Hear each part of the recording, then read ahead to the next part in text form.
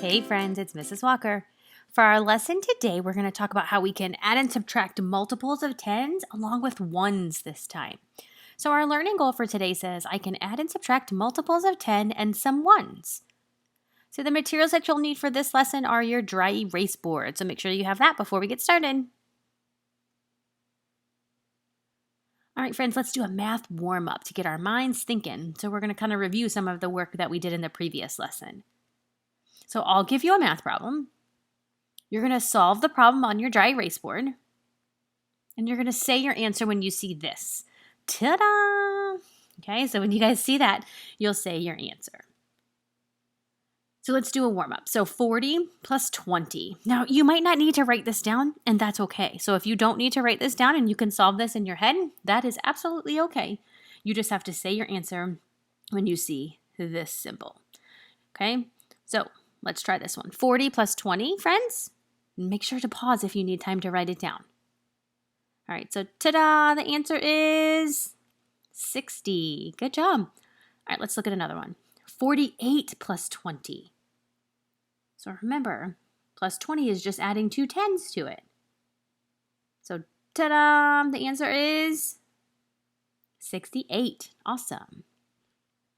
All right, 48 plus 21. Ooh, so remember we just did this one. 48 plus 20 was 68, but now we're adding 21. So what do you think the answer is going to be for 48 plus 21? All right, what did you get? Ta-da, 69. Because 48 plus 20 was 68, plus that one more and 21 makes 69.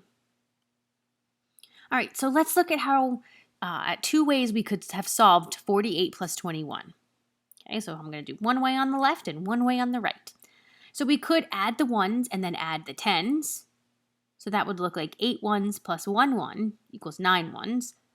And then 4 tens plus 2 tens equals 6 tens to give us 69. Or we could add the value of the tens and then add the value of the ones. And that would look like 40 plus 20 equals 60. And 8 plus 1 equals 9. And then we would combine 60 plus 9 to get 69. So there's two different ways that you could have solved this problem. So let's look at 48 plus 19. Ooh, yikes. That one's not as easy, right? It doesn't have a friendly number that it ends in. And that 19 is kind of a weird one, right? So let's think about how we could solve this maybe with a different strategy. I have a great idea, friends. We can solve 48 plus 21 and 48 plus 19 using 48 plus 20 to help us. Because if we look, 48 is the same in all of those, and 20 is really close to 21 and 19. So let's see how we could do that. So from 20 to 21 is it one more or one less? So from 20 to 21. Is that one more or one less? It's one more. From 20 to 19, is that one more or one less? Yeah, it's one less. So let's look at 48 plus 20. So if we use the arrow way, we would have 48 plus 20, what's that, friends? Yeah, it's 68. So let's do 48 plus 21. So we're going to break apart our 21 into 20 plus 1, right? We can do that pretty easily. So now if we use the arrow way, we're going to do 48 plus 20, which gives us 68. And we know that one from the last problem that we just did. And we have to add that one more to get to 21. So 68 plus 1 is 69. Okay, and notice here, friends, let me call attention to 20 plus 1.